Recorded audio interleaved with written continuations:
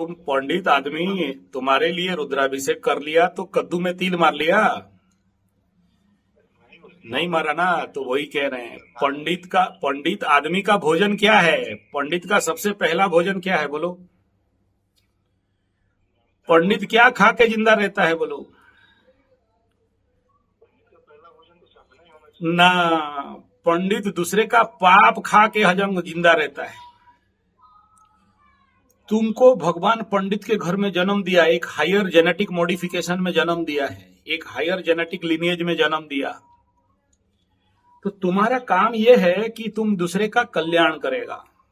ब्राह्मण कर्म यजन याजन अध्ययन अध्यावन पठन पाठन, श्रीमद भागवत गीता सप्तम सप्ताह 17-18 चैप्टर में जाके देखो, अष्टादश अध्याय ब्राह्मण कर्म क्या बताया गया। बड़े बड़े लंबा चौड़ा लिखा है भगवान ने। ठीक है, अगर तुम जब तक दूसरे का पाप नहीं खाओगे, जैसे शिव भोलेनाथ दूसरे का जहर, एकदम विश्व कल्याण के लिए जहर पी लिए, पंडित का जन्म ऐसे ही है, दूसरे को सुख देगा, खुद दुख भोगेगा।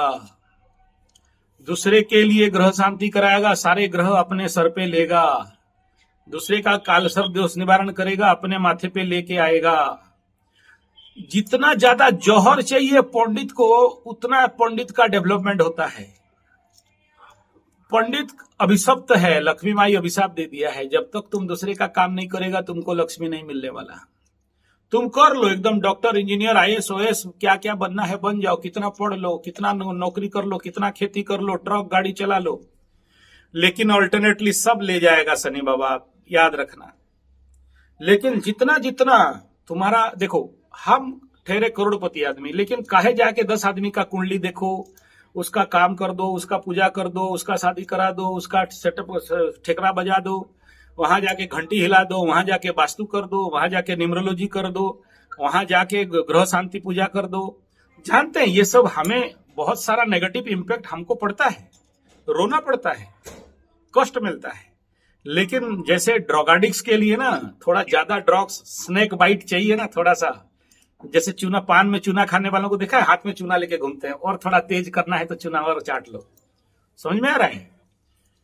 तो ये पंडित का कर्म है, तुम्हें करना पड़ेगा। नहीं करोगे, बोलोगे मैं तो अपना रुद्राभिषेक कर लिया, तो कौन कद्दू पे तीर मार लिया? मारो। कर्तव्य कर्म को समझो, पंडित का कर्म को समझो।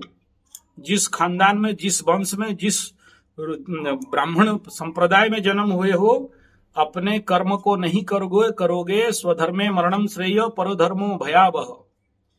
तुम अपने कर्म नहीं करोगे, दूसरे का कर्म करोगे तो भयावह जिंदगी होगा। ठीक है, इसलिए इस लाइन पे आना पड़ेगा। तुम लाख मना करो, बोलो हम बड़का आदमी का बाटा है, मेरा बाप का 10 ट्रक है, 50 गो जमीन है, रहने दे। पैसा नहीं रख सकता है जब तक दूसरे का पाप नहीं खाएगा।